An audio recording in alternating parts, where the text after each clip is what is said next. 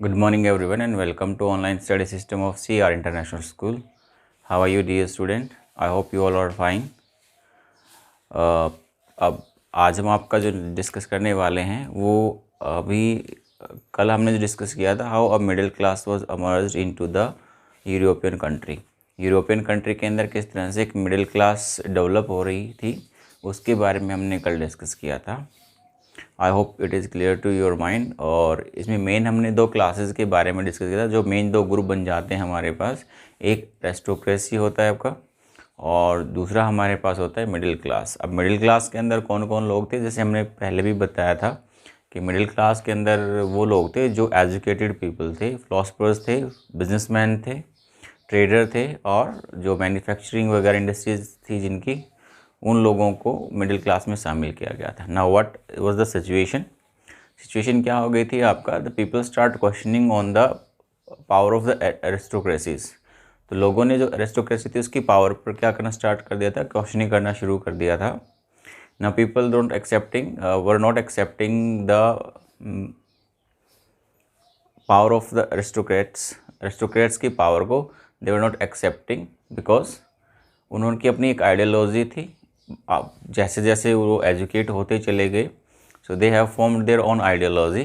ठीक है, उन्होंने अपनी खुद की आइडियोलॉजी बनाई. So what kind of ideology they followed. So हम जो आज बात करेंगे, today we are going to talk about the ideology followed by the liberals की क्या आइडियोलॉजी थी.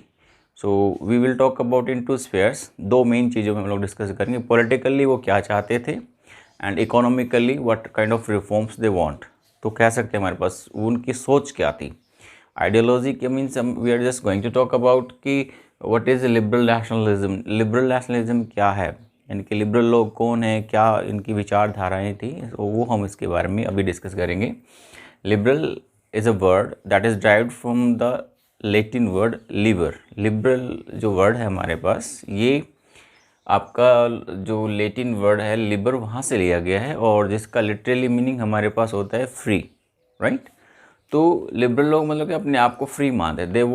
दे themselves want to free from the monarch. किससे फ्री करना चाहते थे अपने आप को? मोनार्क से फ्री करना चाहते थे. उस समय की जो प्रॉब्लम थी उन प्रॉब्लम से अपने आप को फ्री करना चाहते थे. And they want some reforms into the society as well. वो सोसाइटी के अंदर कुछ आपके बदलाव भी चाहते थे. So what kind of ideology they followed, किस तरह की आइडियोलॉजी उन्होंने फॉलो की.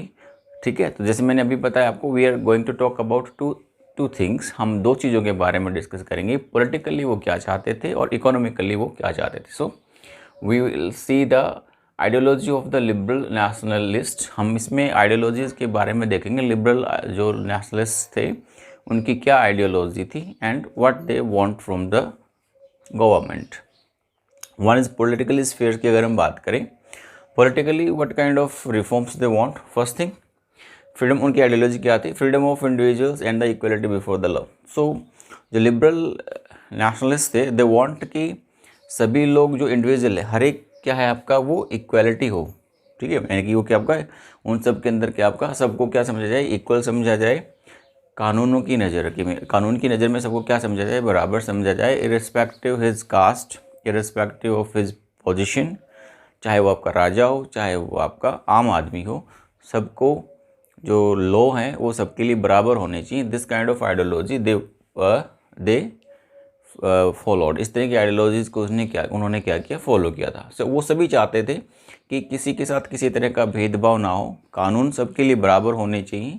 क्योंकि वी हैव सीन, हमने जैसे सोसाइटी में पढ़ा, एरिस्टोक्रेसीज थी, नोबैलिटीज़ थी, क्लर्जी थे. जैसे हम फ्रेंच रेवोल्यूशन की अगर हम लोग याद करते हैं तो फ्रेंच रेवोल्यूशन में आपने पढ़ा था जो क्लर्जी थे उनके लिए अलग से रूल्स रेगुलेशन होते थे, नोबैलिटीज़ के लिए अलग से रूल्स रेगुलेशन होते थे, और जो ऑर्डिनरी पीपल होते थे, कॉमन पीपल जो होते थे उनके लिए अलग से रूल होते थे. So we have seen that feudal system into the French revolution as well. हमने फ्रेंच रेवोल्यूशन के अंदर फ्यूडल सिस्टम भी देखा था. जो स्टेट्स जो सोसाइटी थी वो स्टेट्स में बटी हुई थी, फर्स्ट स्टेट, सेकंड स्टेट और थर्ड स्टेट. तो ये it was not the example of the France only. ये सिर्फ फ्रांस का ही एग्जाम्पल नहीं था. This kind of division were into the European country also. इस तरह का डिवीजन आपको यूरोपियन कंट्रीज़ में भी देखने को मिलता था, जहाँ पे डिफ्रेंशिएट किया जाता था। जैसे हमने कल पढ़ा था कि जो मेजर यूरोपियन कंट्रीज में दो तरह की क्लासेस बिल्कुल साफ साफ नज़र आती थी। One was aristocracy, second one was middle class, जो रिसेंटली एमर्ज हुई थी, right. So they want equality before the laws, सबको इक्वल समझा जाए, चाहे वो कितना ही बड़ा ही इंसान क्यों ना हो। Next one is government by the consents of the people. अब वो नेक्स्ट क्या चाहते थे, what kind of philosophy they followed, they followed the philosophy that the government should be made on the basis of the consent of the people। मतलब जो government बने वो सभी लोगों की सहमति से बने। If people want that should be the government. ऐसा नहीं है कि राजा का बेटा राजा बने, so they don't want such kind of thing. वो इस तरह की चीज़ें नहीं चाहते थे कि राजा का बेटा ही राजा बने। So they want that government should be on the basis of the consents of the people, यानी कि लोग जिस चीज़ के लिए सहमति दें वही क्या बननी चाहिए, हमारे पास गवर्नमेंट बननी चाहिए। Next one was Constitution and the representative government through the parliament। What they other ideology they followed कि पूरे कंट्री के लिए, देखो सिंपल सी बात है, रूलर चेंज होते हैं तो अपने अकॉर्डिंग रूल्स को चेंज कर लेते हैं। There must be something. तो उनके लिए क्या होना चाहिए, हमारे पास कॉन्स्टिट्यूशन होना चाहिए जो सभी लोग फॉलो करें। राजा बदलते रहें, डजेंट मैटर, बट रूल करने का जो तरीका है वो हमारा चेंज नहीं होना चाहिए। That's why they demanded for the constitution. और इसलिए उन्होंने क्या किया, कॉन्स्टिट्यूशन के लिए डिमांड की। आज हम जब देखते हैं हमारे पास जितने भी डेमोक्रेसीज हैं उनके अंदर क्या है, हमारे पास कॉन्स्टिट्यूशन है।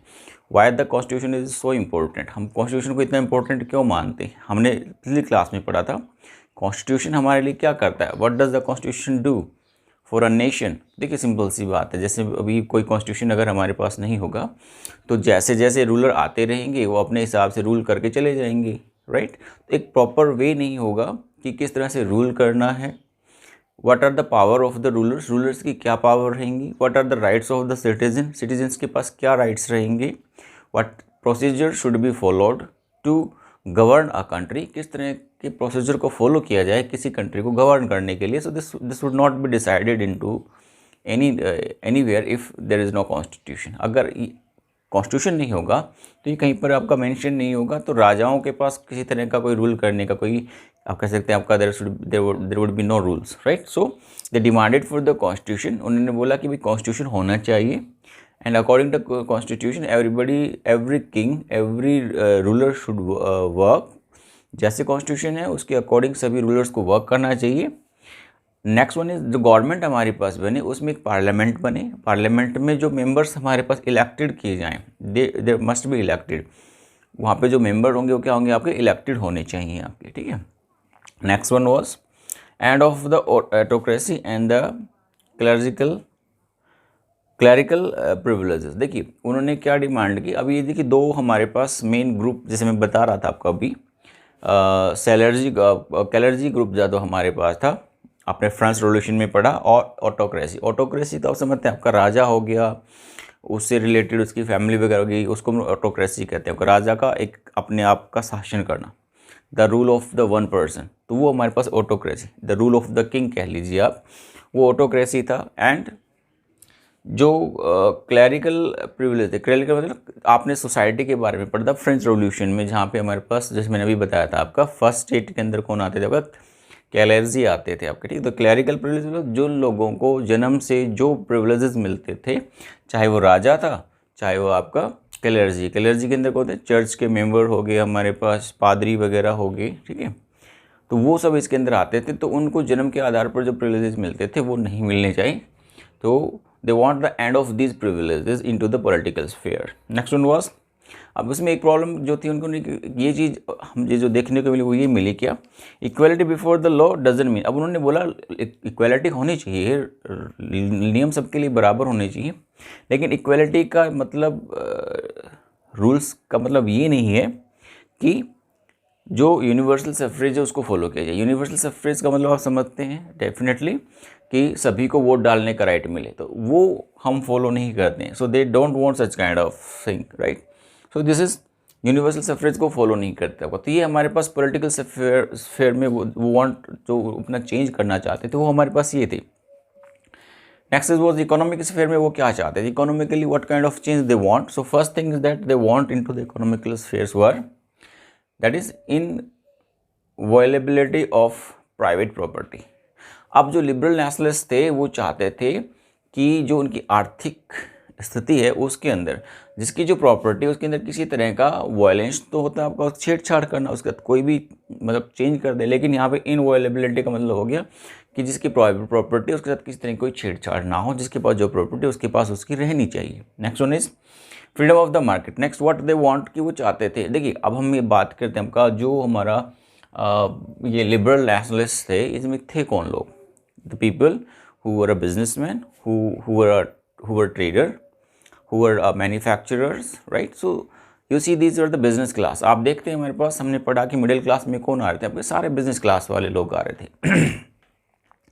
बिजनेस क्लास वाले लोग क्या चाहेंगे? व्हाट दे वांट कि अभी बिजनेस करना चाहते हैं तो market, so they should get the market free. Freedom of the market, market में क्या होना चाहिए? फ्रीडम होनी चाहिए, मतलब जो लोग जैसे भी मार्केट में फ्री करना मतलब अपने ट्रेड को करना चाहते हैं, they can do. What is that?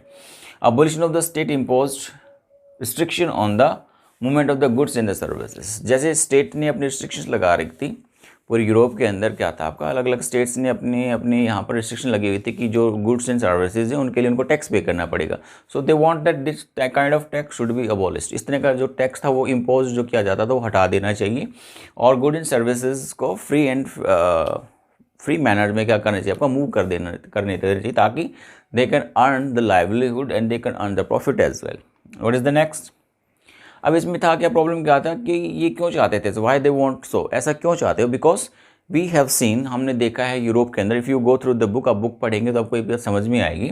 We have seen into the 18th century और 19th सेंचुरी, हमने 18th-19th सेंचुरी में पढ़ा है आपका कि जो यूरोपियन कंट्री थे उनके अंदर छोटे छोटे साम्राज्य होते थे, they have their own weighting measure and the currency, उनकी अपनी करेंसी होती थी, माप तोल करने के अलग अलग क्या होते थे आपके मेजर होते हैं, यानी कि उनके लिए कह सकते हैं आपका। So they have different and they are having the different custom barriers, यानी कि बहुत सारे कस्टमर बैरियर्स थे, यानी कि बहुत सारे व्यापार करने के लिए उनको क्या करना पड़ता, टैक्सेस देना पड़ता था आपका। हर एक टेरिटरी को क्रॉस करने के लिए उनको अपनी जो प्रोडक्ट है उसका 5% या 10% जो था आपको टैक्सेस पे करना होता। So in that case they didn't have the profit, उनके पास कोई प्रॉफिट नहीं आता था।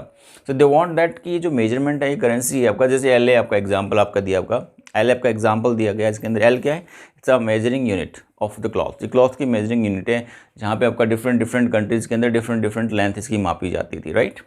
सो दे डिमांडेड फॉर द, और उसके लिए उन्होंने क्या किया कि भाई ये जो एल है या इस तरह की प्रॉब्लम है या कस्टम बैरियर्स इनको हटा देने चाहिए, और demanded for the unified economic territories की जो इकोनॉमिक टेरिटरीज है हमारे पास वो एक जैसी, यानी कि सब में रूल्स एंड रेगुलेशन एक जैसे, ताकि सभी लोग क्या कर सकें, आपका फॉलो कर सकें।